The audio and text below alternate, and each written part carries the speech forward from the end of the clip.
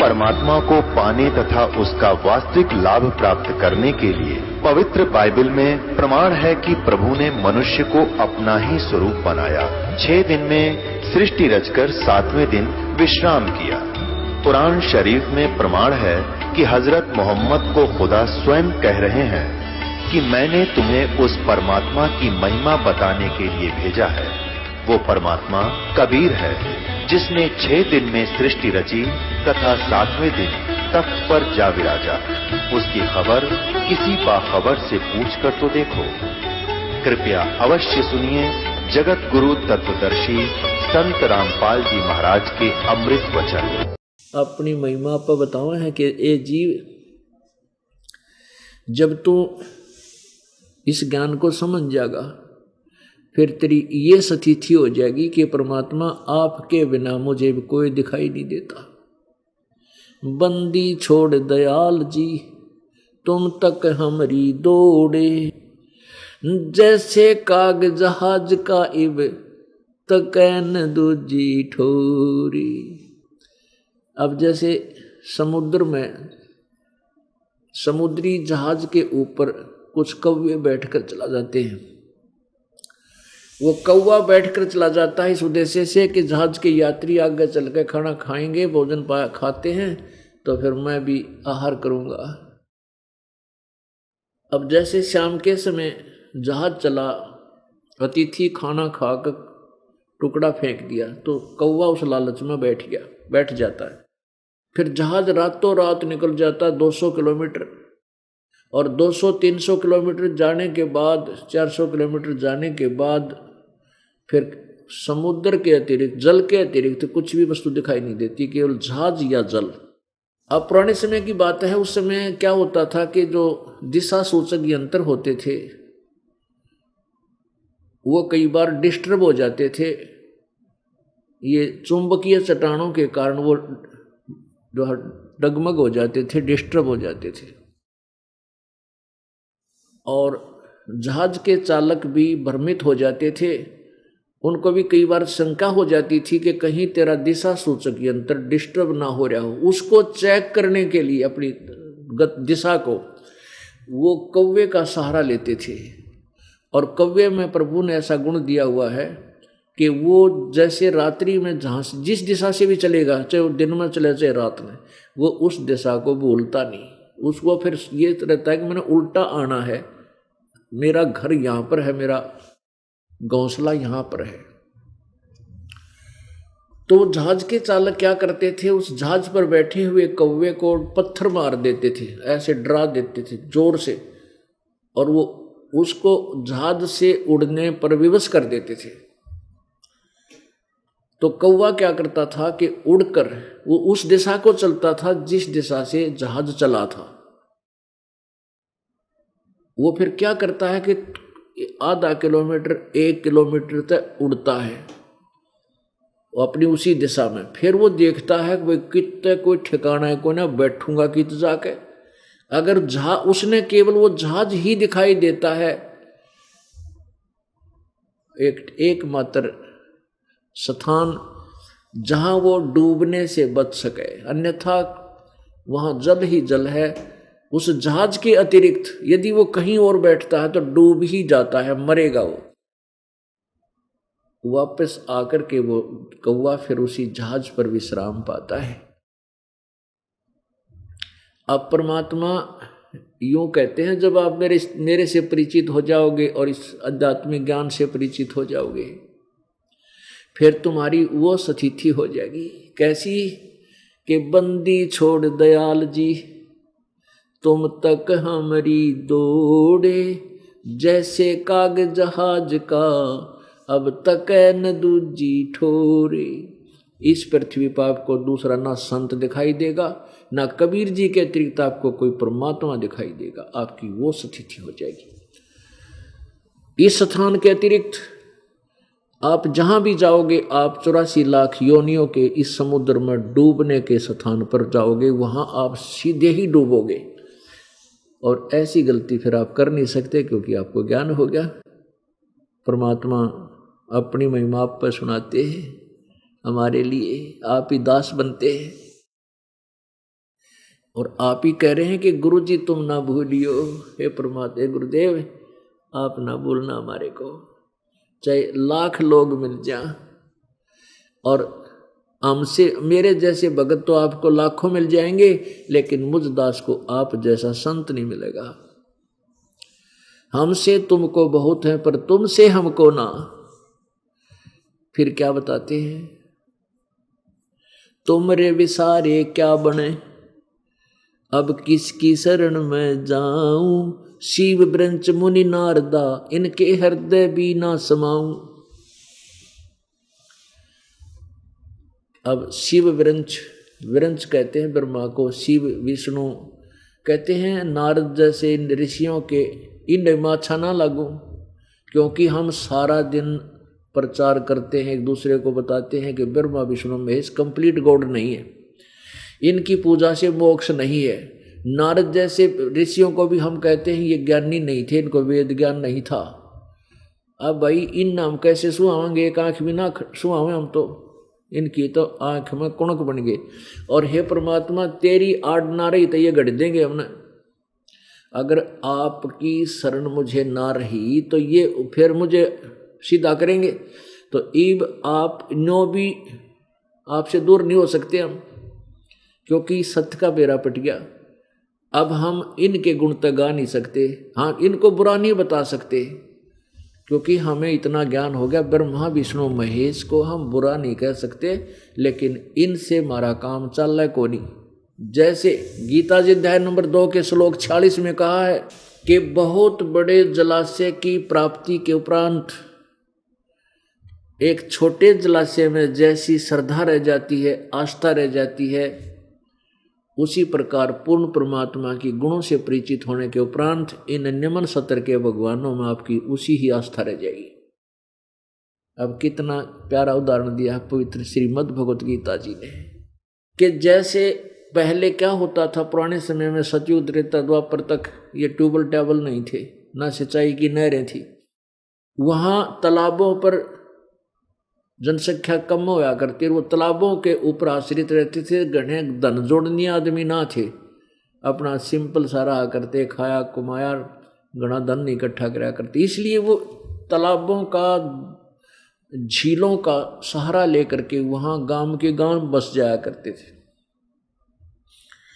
अब जैसे कोई छोटे तालाब के ऊपर आश्रित होकर वहाँ रह रहा है, परिवार उसके रह रहे हैं, और वहाँ से क्या होता, उस तालाब से ही तो पीने का पानी लेते, उसी से पशुओं को पालते, उसी से कुछ सिंचाई भी करते थे। और वो छोटा जलाशय जिसमें एक वर्ष वर्षा ना हो तो वो जल समाप्त हो जावे, सूख जावे, और उस पर आश्रित वो परिवार भी, वो जितने व्यक्ति थे वो भी मृत्यु को प्राप्त हो जाए। यानी वर्षा होगी तो वो फिर भर जाता है, एक वर्ष काम और चला देता है। इसी प्रकार उस जो छोटे तालाब पर आश्रित परिवार है, यानी वो व्यक्ति है, उसको कोई बहुत बड़ा जलाशय मिल जाए, झील जिसकी 10 वर्ष वर्षा ना हो तो भी उसका जल समाप्त नहीं हो, और वो उस व्यक्ति ने वो जलाशय मिल जाए, वो बहुत बड़ा झील लेक, तो फिर उसकी श्रद्धा उस छोटे तालाब में जितनी रह जाती है, अंडरस्टूड है। कहने का भाव यह कि उसमें उस छोटे तालाब बुरा नहीं है, लेकिन वो पर्याप्त नहीं उसके जीवन के लिए, वो कभी भी धोखा दे सकता, वो सफिशिएंट नहीं है। और वो बड़ी झील मिल गई तो 10 वर्ष भी वर्षा ना हो तो भी जल समाप्त नहीं हो सकता। तो फिर उसकी श्रद्धा उसमें ऑटोमेटिकली हो जाएगी, उसने त्याग कर वहाँ पर पहुँच जाएगा, वो फिर उस तालाब के ऊपर आश्रित नहीं रहेगा। लेकिन तालाब बुरा नहीं है, जल उसमें भी है, लेकिन वो थोड़ा है, पर्याप्त नहीं है। इसी प्रकार ब्रह्मा विष्णु महेश ब्रह्म परब्रह्म ये बुरे नहीं है, लेकिन हमारे लिए ये पर्याप्त नहीं है, क्योंकि हमने तो जन्म और मृत्यु का रोग कटाना है, हमने तो सदा के लिए मोक्ष प्राप्ति करनी है। लेकिन इन भगवानों की साधना से जन्म मृत्यु समाप्त नहीं हो सकती, कर्म का दंड नहीं कट सकता, दुख निवारण नहीं हो सकता, लेकिन जैसे कर्म करोगे वैसा फल ही ये दे सकते। वो केवल परम अक्षर ब्रह्म है, वो कबीर देव है जो बनारस में जुल्हा बनकर आए थे। वही परमात्मा है जो पूर्ण मोक्ष देगा, हमारे सब पाप कर्मों के दंड को समाप्त करेगा और हमें सुख देगा, मोक्ष देगा, पूर्ण मोक्ष देगा। परमात्मा क्या बताते हैं? अपनी महिमा आप ही गाया करते हैं, आप ही सुनाते हैं। अब वो परमात्मा पूर्ण ब्रह्म जिसकी भक्ति करने से हमें मोक्ष प्राप्त होगा,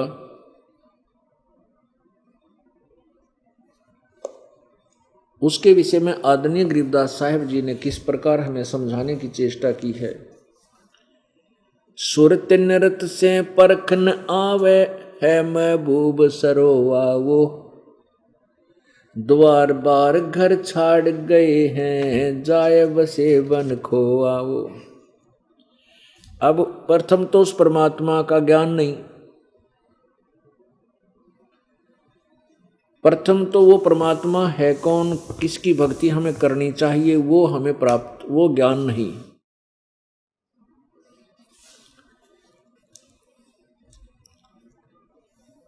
और उसके उपरांत फिर हम जैसा भी थोड़ा बहुत ज्ञान सदग्रंथों में था वो समझ सके नहीं, वो साधनाएं गलत करते रहे। बेख बनाए बहे बहुरंगी कीना बहुत अबोआ वो, बेख बनाए बने बहुरंगी कीना बहुत अभोआ वो, कामी क्रोधी बंग मंझारा छाड़ा लोभ ने मोहा वो। पिता विवेक अक्षमासी माता जिन दूर किया दिल द्रोहा वो, मांड्या खेत नेत जस गाऊं सतगुरु पकड़ा लोआ वो। 14 भवन गवन सब छूटे दिल ही अंदर जोया वो, है निज धाम दर्श दिल माही भरम कर्म सब खोया वो। अब सिज्जा अदर सिंहासन अवगत तुरिया पद में सोया वो, अनहद तारी लगी हमारी अजू अकल से धोया वो। सतगुर दानी मिले बिनानी बीज अभय पद बोया वो, दिव दृष्टि खुली हमारी ही सार शब्द से टोया वो। टोया माने ढूंढा, खोजा, उस परमात्मा को सार शब्द से प्राप्त किया। दिव दृष्टि खुली हमारी सार शब्द से टोया वो, दास गरीब गायत्री लापी शीस पीट जम रोया वो। ओए होए, कहते जब हमें ये सतनाम सार नाम मिल गया ना, अब वो काल फिर शीस पीट पीट कर रो है कि ये तो गए मेरे हाथ तय, ये तो निकल गए मेरे तय। दिव दृष्टि खुली हमारी सार शब्द से टोया वो, गरीबदास वो गायत्री लापी शीस पीट जम रोया वो। जम माने काल। अब कौन सी गायत्री लापी? इस परमात्मा कबीर जी की महिमा रूपी गायत्री का गुणगान हमने शुरू कर दिया, अर्थात इस यथार्थ मंत्र का जाप शुरू कर दिया ना। कहते फिर वो काल रोया सिर पीट का किए तो गए मेरे आज तक। मंद मंद मुस्कात मुसाफिर है महबूब परेवा वो, ब्रह्मा विष्णु महेश शेष लग सब देवन पति देवा वो परमात्मा ब्रह्मा विष्णु महेश से भी ऊपर सब भगवानों का भगवान है, वो कबीर परमात्मा है।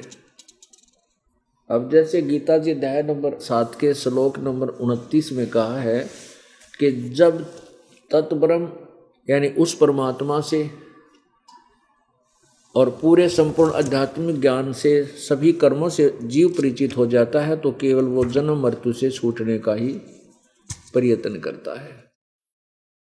गीता जी अध्याय नंबर 18 के श्लोक 62 में कहा कि गीता ज्ञान दाता करा कि अर्जुन तो सर्वभाव से उस परमात्मा तत्ब्रह्म उस परमेश्वर की शरण में जा जिसकी कृपा से तू परम शांति और शाश्वत स्थान यानी सतलोक को सनातन परम धाम को प्राप्त होगा। 8वें श्लोक के प्रथम मंत्र में अर्जुन ने पूछा परमात्मा किम तत्ब्रह्म, वो तत्ब्रह्म कौन सा है जिसके विषय में आप बताते हो उसकी शरण में जा और उसका ज्ञान होने के बाद फिर जन्म मृत्यु से छुटकारा चाहता, यहाँ की किसी वस्तु की इच्छा नहीं करता। वो किम तत्ब्रह्म, वो तत्ब्रह्म कौन है, वो परमात्मा कौन है? वो रब कौन है, वह रब कौन है। 8वें अध्याय के गीता जी के 3रे मंत्र में गीता ज्ञानदाता कहता है वो परम अक्षर ब्रह्म है। गीता जी अध्याय नंबर 15 के श्लोक 1 से 4 में और 15, 16 और 17 में स्पष्ट किया है। 3 भगवान बताए, जैसे 3 परमात्मा बताए, ब्रह्म, क्षरपुरुष, अक्षर ब्रह्म, अक्षर पुरुष, ये 2 परमात्मा। इन दोनों के लोकों में जीव भी नाशवान, इनका शरीर नाशवान, प्राणियों का, इनका भी, इन भगवानों पुरुषों का भी, भगवानों का भी जीव शरीर नाशवान, लेकिन जीव आत्मा सभी की अमर ही होती है, गधे की भी, कुत्ते की। अब 17वें श्लोक में कहा कि उत्तम पुरुष तो अन्य परमात्मा इति उदारत है, वो उत्तम भगवान श्रेष्ठ प्रभु तो कोई और है जो तीनों लोकों प्रवेश करके, यह लोक धर्म आविश्य विवर्ती अवैश्वर है, तो तीनों लोकों में प्रवेश करके सबका धारण पोषण करता है। वो परमात्मा, उस परमात्मा की भक्ति से ही जीव का छुटकारा होगा। अब क्या बताया है, भजन करो उस रब का जो दाता है कुल सब का। भजन करो उस रब का जो दाता है कुल सब का। भाई बिना भजन भय मिटे न जम का, समझ बूझ रे भाई। सतगुर नाम दान जिन दीन्या ये संतों ठहराई। सत कबीर नाम करता का, ओह सत कबीर नाम करता का। कल्प करे दल देवा, सुमन करे सुरत से लापे पावे हर पद भेवा। आसन बंद पदम पद परचय, नाभि नाम जगावे। त्रिकुटी कमल में पदम झलके, जहाँ से ध्यान लगावे। सब सुख भुगता जीवित मुक्ता, दुख दारिद्र दूरी। ज्ञान धान गलतान हरि पद ज्यों कूरंग कस्तूरी। गजमोती हस्ती के मस्तिक, उन्मन रहे दीवाना। खावन पीवे मंगल घूमे, 8 बखत गलताना। ऐसे तत्पद के अधिकारी, पलक अलग से जोड़े। तन मन धन सब अर्पण कर ही, नेक न माथा मोड़े। बिन ही रसना नाम चलत है, निर्वाणी से नेहा। गरीबदास बोडल में दीपक छानी नहीं सनेहा। अब कहते हैं भजन करो उस रब का जो दाता है कुल सब का, और बिना भजन भय मिटे नहीं जम का। अब जो पुण्यात्माएं पूर्व जन्म की अच्छे संस्कार युक्त हैं, वो घर भी त्याग देते हैं परमात्मा के लिए। संतों की खोज करते हैं, क्योंकि सभी ग्रंथ कहते हैं कि परमात्मा सतगुरु बिना नहीं मिल सकता, गुरु बिना नहीं मिल सकता। तो गुरु की तलाश में निकलते हैं, उनको निरे नकली गुरु मिलते हैं, कोरा ज्ञान भर देते हैं। फिर वो क्या करते हैं, ओहो, कुछ दिनों के बाद रोजी रोटी के लिए स्वयं भी वो एक को थोड़ा बहुत अलग से वेशभूषा बना लेते हैं। वो वही उल्टा सुल्टा ज्ञान बोलने की शैली ठीक करके वो और जनता को गुमराह करना शुरू कर देते हैं और संत बन बैठते हैं। लेकिन वो संत की परिभाषा से भी परिचित नहीं भोली आत्मा। चले थे भगवान प्राप्ति करने के लिए, भगवान मिले दास बन के, और वो बन बैठे संत, गुरु सतगुरु चरण छुआन लाग गए हैं, और लोग उनके चरण छुएं, वो पाप के भागी बन गए। अब वो पुण्यात्मा यहाँ आते हैं, क्योंकि जो पुण्यात्मा होती है वो समय को चूक क्या नहीं करती। ज्ञान हो गया, मनुष्य जीवन और परमात्मा के लिए घर से निकले, घर भी त्याग गया। अब वो परमात्मा मिलने जा रहा है, तो फिर उनसे ये कहा जाता है कि आप ये दाढ़ी जो वेशभूषा, दाढ़ी शीश के केस दाढ़ी कटवाना कोई अनिवार्य नहीं है भक्ति में, चाहे न कटवाओ चाहे रखवाओ, कोई दिक्कत नहीं। लेकिन उन्होंने एक विशेष वेशभूषा बना ली साधु की, संत की, और भोली आत्मा उनके पीछे लगी। और जब तक वो उसको उस वेशभूषा को कटा कर सिंपल मैन नहीं बनेंगे, उनकी वह मरोड़ ना जा, वो कुबद का गढ़ ना टूटे, क्योंकि भगवान मिलेगा दास बनने से।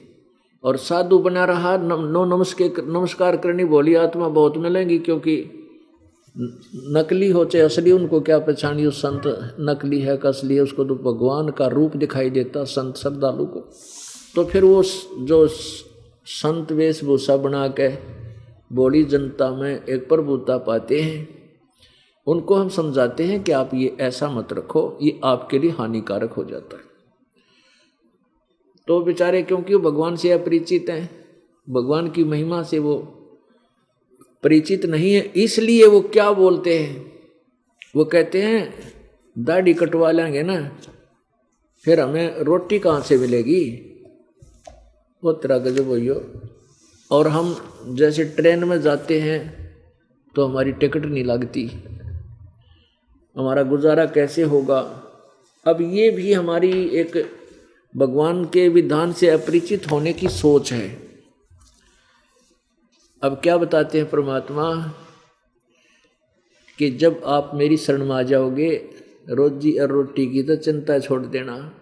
जब तीनों लोकों में प्रवेश करके वो सबका धारण पोषण करता है तो हम उसी से सीधे संपर्क में आ गए तो क्या हमें 2 रोटी नहीं देगा, क्या आने जाने का किराया वो नहीं देगा, ना जाने कित का दे देगा, सत्कर मान लेना। अब आपके समक्ष पीछे सत्संग में एक नेपाल से भक्त आया था, उसने कहा था जी वहाँ के गरीब जनता है और वहाँ से आने में असमर्थ है और वहाँ प्रचार करने के लिए मैं भी इतना समर्थ नहीं हूँ अभी घना प्रचार कर सकूँ, जितनी मेरी समर्थता है उतना तो मैं पैसा लगा के खर्च कर दूंगा। फिर हमने उसको 5,000 रुपये दे दिए, भाई तू वहाँ जनता में प्रचार कर।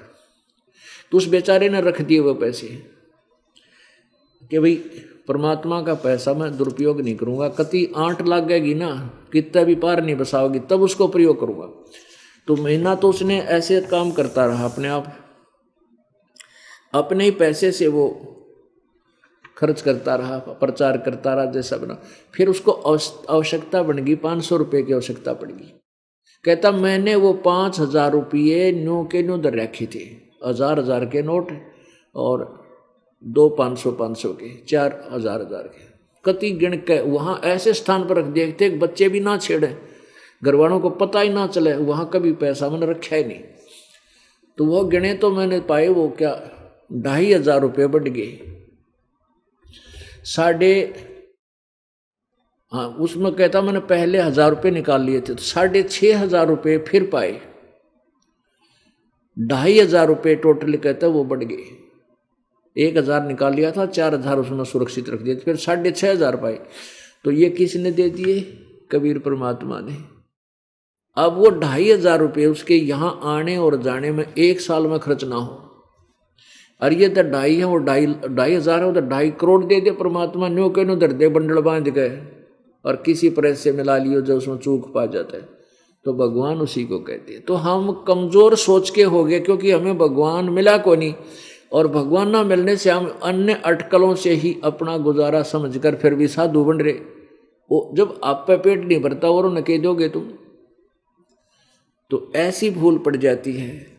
अब परमात्मा कहते हैं उनके लिए जो परमात्मा से अपरिचित हैं, प्रभु की महिमा से अपरिचित हैं, प्रभु की महिमा उनको, प्रभु के गुण उनको मिले नहीं। क्या बताते हैं कि टूका कारण फिरे कूकरा 70 घर फिर आवे, ये तो लक्षण ना साधु के क्यों बाणा बिरद लजावे, नट पेरना कांदर सासी मांगत हैं भटियारे, जिनकी तारी लगी हरी में वो मोती देवे उधारे। अब परमात्मा क्या बताते हैं कि जिन्होंने परमात्मा को नहीं पहचाना वो किस प्रकार दुखी रहे।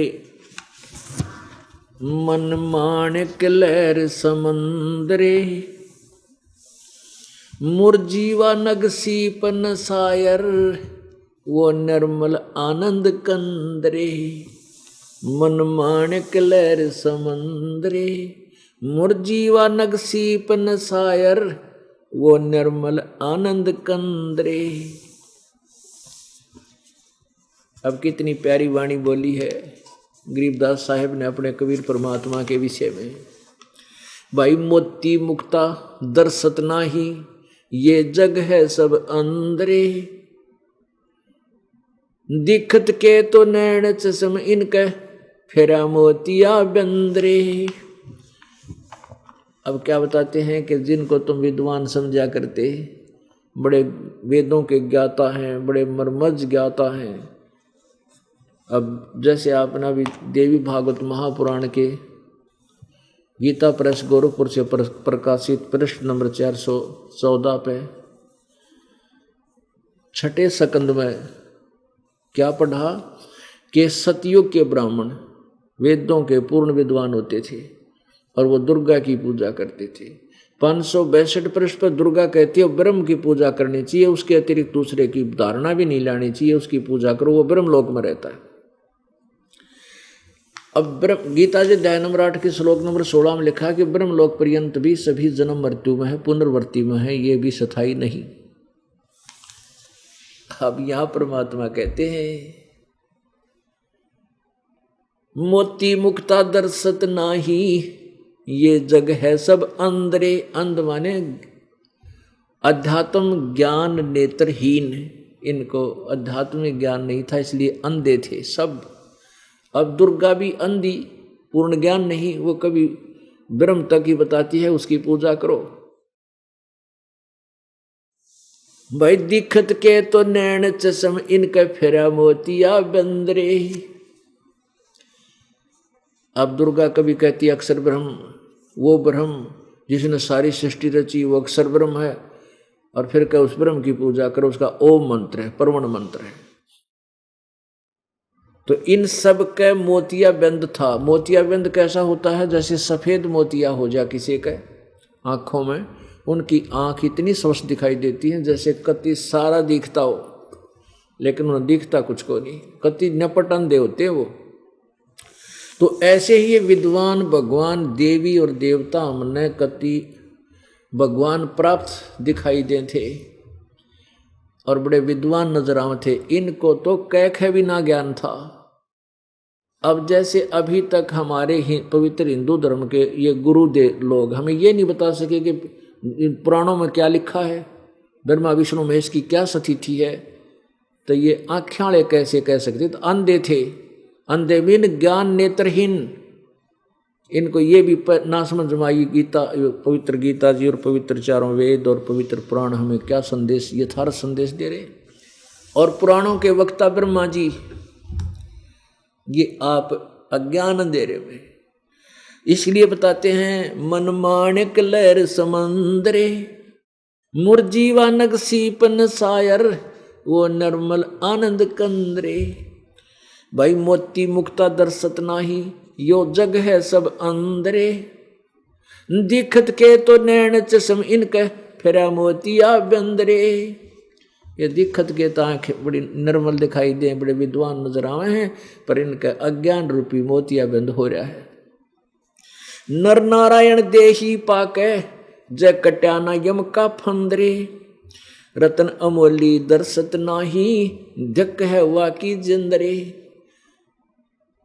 कि ऐसा सुंदर शरीर पर आप पाके और फिर भी भगवान नहीं मिले, और कहते हैं वो परमात्मा नहीं प्राप्त हुआ तो धिक्कार है उसके जिंदगी ने, इस मनुष्य जीवन को।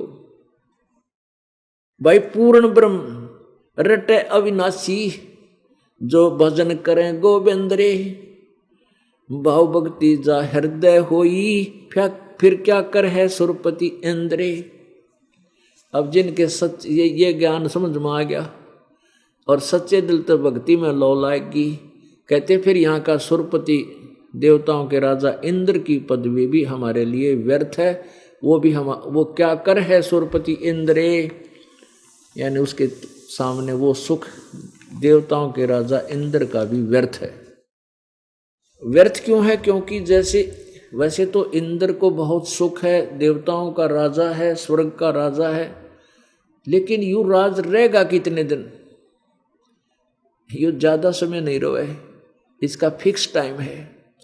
72 चौकड़ी युग एक इंद्र 72 चौकड़ी युग तक शासन करता है, 72 चतुर्युग तक। और एक ब्रह्मा के दिन में 14 इंद्र अपना शासन पूरा कर लेते हैं, इसलिए 1008 चतुर्युग होते हैं।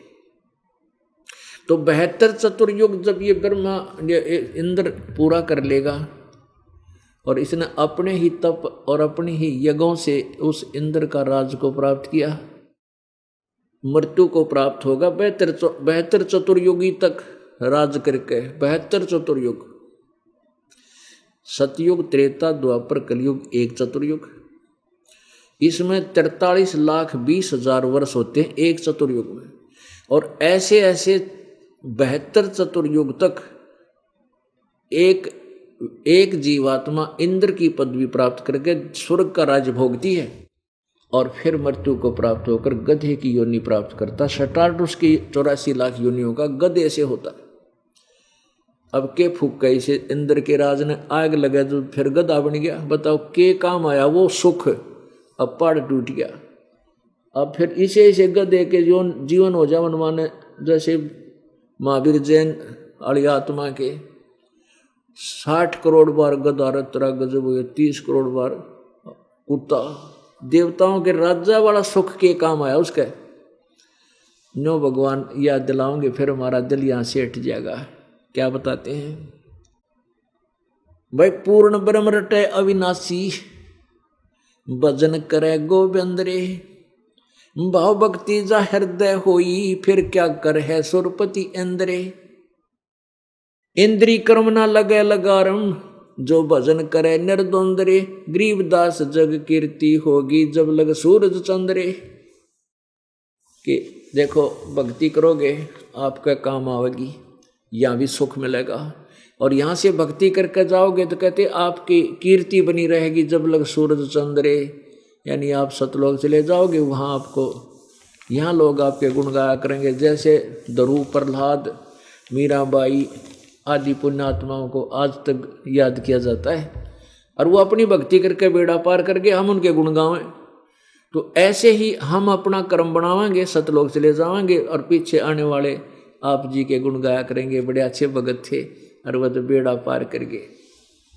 इंद्री कर्म ना लगे लगारम, जो भजन करे निर्द्वंद रे। निर्द्वंद माने और सब तरफ से ध्यान हटा के अपने मालिक के चरणों में लगे रहे। काम जो अपना पेट रोजगार निर्वाह के लिए धंधा करे उसमें भी मालिक को भूल नहीं पड़ने दे, उसको कहते निर्द्वंद भजन करना। और गरीब दास जग कीर्ति होगी, जब तक सूरज चंद्रे।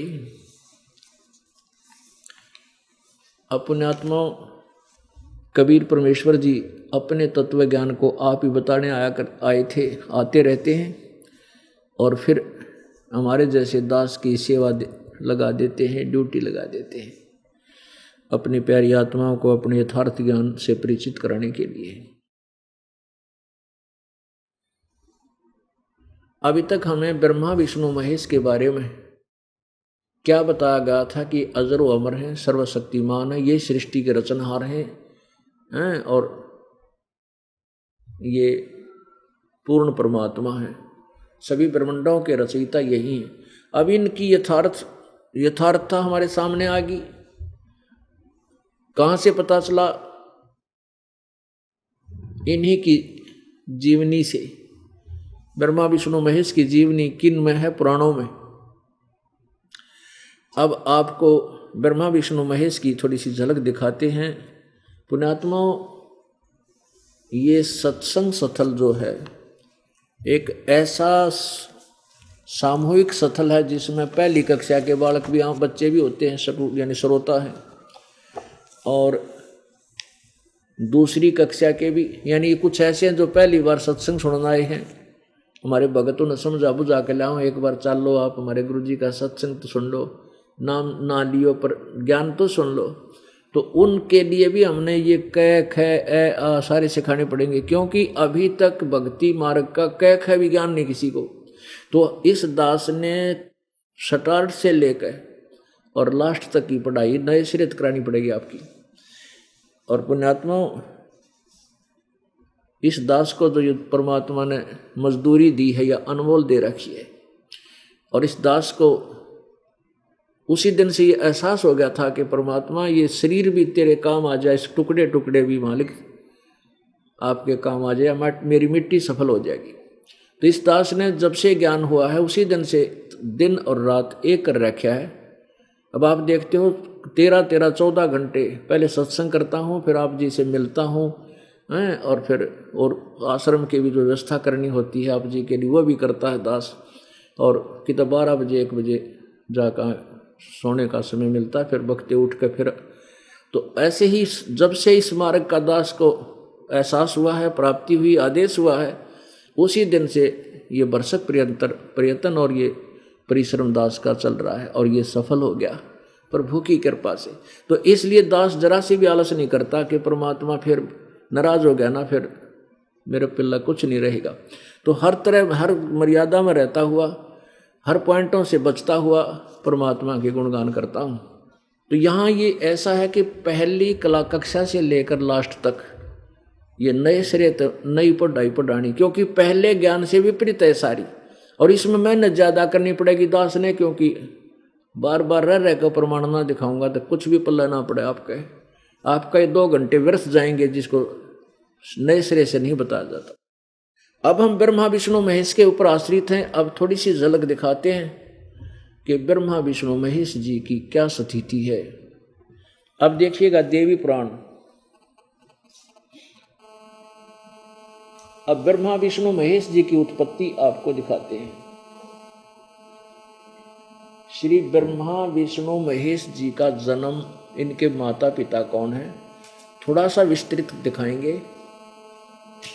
और जो पुण्यात्मा पहली बार आए हैं या बार बार जो, क्योंकि ये ज्ञान एकदम समझ में नहीं आता, आप कम से कम भी 1 वर्ष तक लगातार सत्संग सुनोगे, जब आपकी बुद्धि विशाल बनेगी।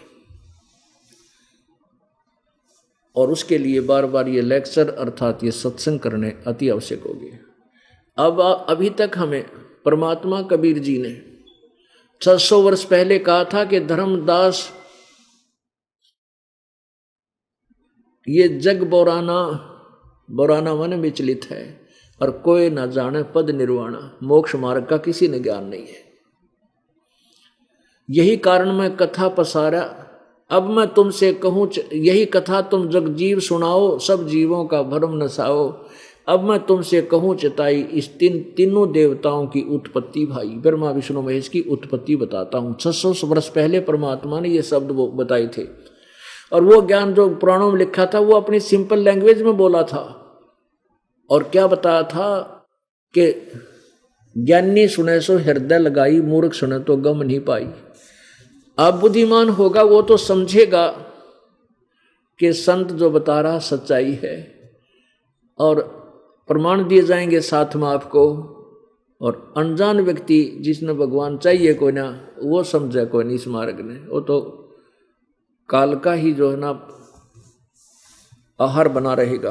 अब क्या कहते हैं, धर्मदास ये जग बोराना, कोई न जाने पद निर्वाणा। यही कारण मैं कथा पसारा, जग से कहिए एक राम नियारा। यही ज्ञान जग जीव सुनावो, सब जीवों का भरम नसाओ। अब मैं तुमसे कहूँ चिताई ही, त्रिदेवन की उत्पत्ति भाई। इन तीनों देवताओं की उत्पत्ति बताता हूँ। कुछ संक्षेप कहूँ गौराई, सब संशय तुमरे मिट जाई। ज्ञानी सुने सो हृदय लगाई ही, मूर्ख सुने तो गम ना पाई। समझदार सुनेंगे तो तुरंत स्वीकार करेंगे, सीने से लगाएंगे इस ज्ञान को कि महाराज जी ने तो तोड़ पाड़ दिया, कमाल कर दिया। और साथ में ये आपको सदग्रंथ दिखाऊंगा, फिर संशय नहीं रहेगा कि ये कच्चा काम है। ज्ञानी सुने सो हृदय लगाई, मूर्ख सुने तो समझ में न आई। माँ अष्टंगी पिता निरंजन, ये दम जारणु वंशन अंजन। पहले कीन निरंजन राई, पीछे से माया उपजाई। माया रूप देख अतिशोभा, देव निरंजन तन मन लोभा। काम देव धर्म राय सताए, देवी को तुरंदर खाए। पेट से देवी करी पुकारा, हे साहेब मेरा करो उभारा। टेर सुनी तब ता हम आए, अष्टंगी को बंद छुड़वायो। धर्मराय को हिकमत कीना, नक्श रेखा से भग कर लीना। धर्मराय कीने भोग विलासा, माया को रही तब आशा।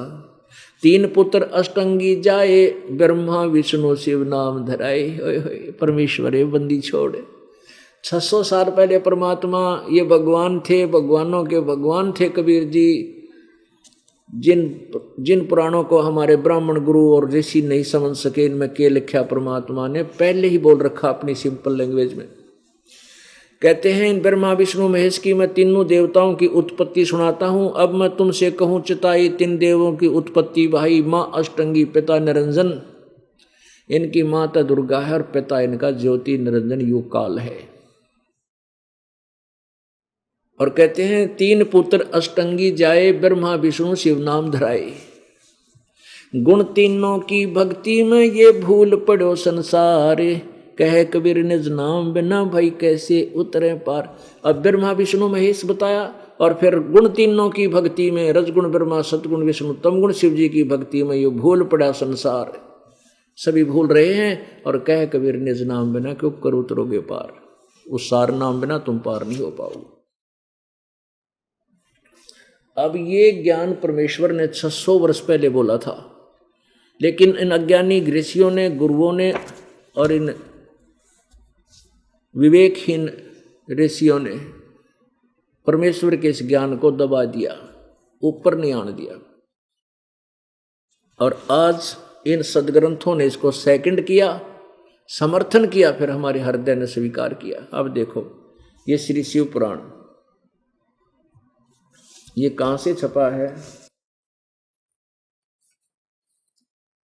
श्री शिव पुराण, इसके संपादक है हनुमान प्रसाद पोदार और प्रकाशक और मुद्रक हैं गीता प्रेस गोरखपुर, गोविंद भवन कार्यालय कोलकाता का संस्थान। अब इसके रुद्र संहिता से हम प्रारंभ करेंगे। परमात्मा की वाणी अब कैसे किस प्रकार सिद्ध होती है अब देखिएगा। यह है रुद्र संहिता और प्रश्न नंबर 99। अब 98 से शुरू करते हैं।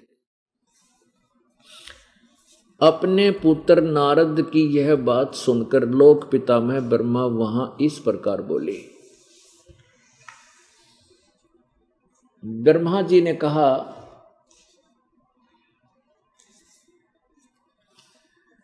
ब्रह्मन अपने पुत्र नारद से बता रहा है ब्रह्मन देव शिरोमणे, तुम सदा समस्त जगत के उपकार में लगे रहते हो। तुमने लोगों के हित की कामना से बहुत उत्तम बात पूछी है। कि पूछा था कि सृष्टि की रचना किसने की, जिसमें समस्त चराचर जगत नष्ट हो गया था, सर्वत्र केवल अंधकार ही अंधकार था, न सूर्य दिखाई देता था, न चंद्रमा, अन्य ग्रहों का और नक्षत्रों का भी पता नहीं था, न दिन होता था न रात, अग्नि पृथ्वी वायु और जल की भी सत्ता नहीं थी। उस समय तत् सद्ब्रह्म, अब तत् सद्ब्रह्म माने वो सच्चा सत्पुरुष ब्रह्म, तत् सद्ब्रह्म वह सत्पुरुष यानी सद्ब्रह्म सच्चा भगवान। इस श्रुति से जो सत सुना जाता है वो एकमात्र वही शेष था। अब चलो 100 पृष्ठ पे 100 नंबर पे 100 पृष्ठ नंबर पे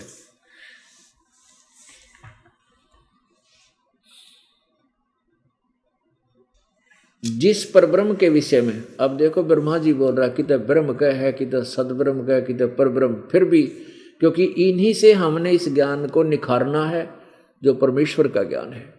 जिस परब्रह्म के विषय में ज्ञान और अज्ञान से पूर्ण उक्तियों द्वारा इस प्रकार विकल्प किया जाता है, उसने कुछ काल के बाद द्वितीय की इच्छा प्रकट की। उसके भीतर एक से अनेक होने के संकल्प उदित हुआ। तब उस निराकार परमात्मा ने अपनी लीला शक्ति से अपने लिए मूर्ति की कल्पना की। मूर्ति माने शरीर की, साकार शरीर की। जो मूर्ति रहित यानी शरीर रहित परब्रह्म है, उसी की मूर्ति भगवान सदाशिव है। ब्रह्मा बोल रहा है। अर्वाचीन और प्राचीन विद्वान इन्हीं को ईश्वर कहते हैं। उस समय एकाकी रहकर स्वेच्छा अनुसार विहार करने वाले उन सदाशिव ने अपने विग्रह से स्वयं ही एक स्वरूप भूता शक्ति की सृष्टि की, जो उनके अपने श्रीअंग से कभी अलग होने वाली नहीं थी। अब देखो, उस पराशक्ति को प्रधान प्रकृति गुणवती माया बुद्धि तत्व की जननी और विकार रहित बताया गया है। वह शक्ति का अंबिका कही गई है, दुर्गा। उसी को प्रकृति सर्वेश्वरी त्रिदेव जननी, तीनों देवताओं की माँ, ब्रह्मा विष्णु महेश की माता जननी और नित्य और मूल कारण भी कहते हैं। सदाशिव द्वारा प्रकट की गई उस शक्ति की 8 भुजाएं हैं। नाना प्रकार के आभूषण उसके अंगों की शोभा बढ़ाते हैं। वह देवी नाना प्रकार की गतियों से संपन्न है और अनेक प्रकार के अस्त्र शस्त्र धारण करती है। ये दुर्गा है। अब इसको प्रकृति भी कहते हैं, ये ध्यान रखना। उसी को प्रकृति सर्वेश्वरी, प्रकृति शब्द आपका गीता जी में काम आओगा। 14वें अध्याय में आपको दिखाऊंगा ब्रह्मा विष्णु की उत्पत्ति इसी दुर्गा से और काल से। काल ने गीता बोली। एकाग्नि होने पर भी वह माया संयोग वसात अनेक हो जाती है। जैसे 3 रूप धारण किए थे ब्रह्मा विष्णु महेश को, एक एक इसने आगे अन्य लड़कियां दे दी थी, अपने से 3 और बना के। वे जो सदाशिव हैं, अब काल के विषय में लिखा है सदाशिव, उन्हें परम पुरुष ईश्वर शिव शंभु और महेश्वर कहते हैं। अब 101 पृष्ठ पे रुद्र संहिता। वे अपने सारे अंगों में भस्म लगाए रहते हैं उन काल रूपी ब्रह्म ने। अब देखो, काल रूपी ब्रह्म ने, ये काल रूपी ब्रह्म, ये ज्योति निरंजन है। यही सदाशिव महाशिव महाब्रह्मा महाविष्णु का रूप धारण करता है। उन काल रूपी ब्रह्म ने एक ही समय में शक्ति के साथ, ये नाथ नहीं, साथ शिवलोक नामक अक्षेत्र का निर्माण किया। उस उत्तम अक्षेत्र को काशी कहते हैं। वह परम निर्वाण या मोक्ष स्थान है जो सबके ऊपर विराजमान है। वे प्रिया प्रियतम रूप शक्ति और शिव, दुर्गा और ये काल जो परमानंद स्वरूप हैं, उस मनोरम क्षेत्र में नित्य निवास करते हैं। ये दोनों के दोनों, ब्रह्मा और ये काल और दुर्गा। काशीपुरी परमानंद रूपिणी है। मुने शिव और शिवा ने, दुर्गा और काल ने प्रलय काल में भी कभी इस क्षेत्र को अपने सानिध्य से मुक्त नहीं किया। आगे देखो, देव से एक समय उस आनंद वन में रमण करते हुए शिवा और शिव के मन में यह इच्छा हुई कि किसी दूसरे पुरुष की सृष्टि करनी चाहिए, जिस पर यह सृष्टि संचालन का महान भार रखकर हम दोनों केवल काशी में रहकर स्वेच्छानुसार विचरें और निर्वाण धारण करें। ऐसा निश्चय करके शक्ति सहित सर्वव्यापी परमेश्वर शिव ने अपने वाम भाग के 10वें अंग पर अमृत मल दिया। फिर तो वहां से एक पुरुष प्रकट हुआ, यानी इन्होंने पति पत्नी व्यवहार किया और वहां से एक बालक की उत्पत्ति। उसका नाम क्या है? 102 पृष्ठ पे रुद्र संहिता शिव पुराण। तदंतर उस पुरुष ने परमेश्वर शिव को प्रणाम करके कहा, स्वामिन मेरे नाम निश्चय कीजिए, कौन काम बताइए। ये सुनकर शिव ने कहा, वत्स बेटा, आप व्यापक होने के कारण तुम्हारा विष्णु नाम विख्यात हुआ, यानी उस विष्णु नाम धर दिया। अब क्या प्रमाण हो गया कि दुर्गा और काल से, प्रकृति और इस काल ब्रह्म से विष्णु की उत्पत्ति हुई, ये इनका बेटा। अब ब्रह्मा कहता है, देखो रुद्र संहिता का ये 6वां अध्याय यहाँ समाप्त हो जाता है। अब यहाँ 7वां प्रारंभ होता है। ब्रह्मा जी कहते हैं देव से, तत्पश्चात विष्णु की उत्पत्ति के बाद कल्याणकारी परमेश्वर शाम सदाशिव ने पूर्वत प्रयत्न करके जैसे विष्णु उत्पन्न किया दुर्गा और उनके संयोग से, मुझे दाहिने अंग से उत्पन्न किया। मुने उन महेश्वर ने तुरंत ही अपनी माया से मोहित करके नारायण देव की नाभि में डाल दिया और लीलापूर्वक वहां से मुझे प्रकट किया। इस प्रकार उस कमल से पुत्र के रूप में मुझ हिरण्यगर्भ का जन्म हुआ। अब यहाँ अनुवादकर्ता ने अपनी सोच से थोड़ी सी गड़बड़ी कर दी।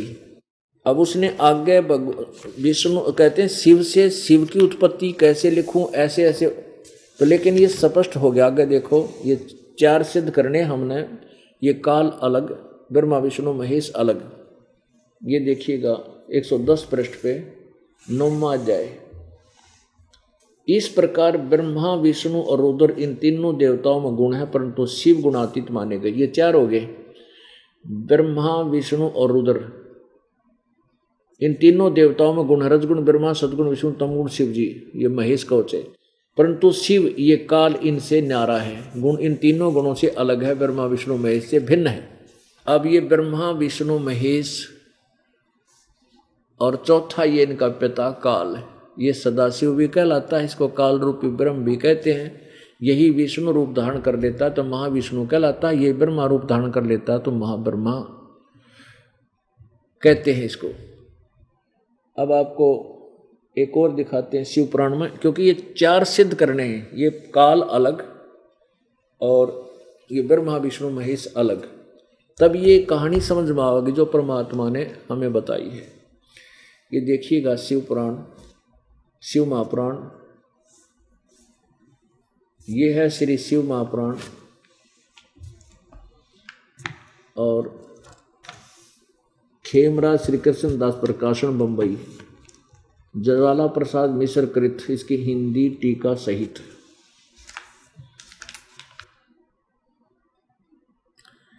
अब देखिएगा विद्वेश्वर संहिता प्रश्न नंबर 17 पे। अब ये काल क्या कहता है ब्रह्मा विष्णु महेश को, ये देखिएगा इसके प्रश्न नंबर 17 पे विद्वेश्वर संहिता अध्याय 9 में, मेरे सकल और निष्कल भेद से दो स्वरूप हैं परंतु और ईश्वर नहीं, इस कारण उनके दो रूप नहीं हो सकते। पहला सथम और पीछे मूर्तिमान रूप धारण किया, इसमें ब्रह्म रूप निष्कल है और ईश्वर इस रूप सगुण है। मेरे ये दोनों रूप सिद्ध हैं, दूसरे किसी के नहीं। ये काल बोल रहा है सदाशिव। इस कारण तुम दोनों को अथवा दूसरों को ईश्वर की प्राप्ति नहीं हो सकती। ब्रह्मा विष्णु को कह रहा है ये काल सदाशिव, तुमने तो अज्ञान से अपने को ईश माना, तुमने अपने आप को भगवान मान लिया, ये बड़ा ही अद्भुत हुआ। इसके दूर करने को ही मैं रण स्थान में आया।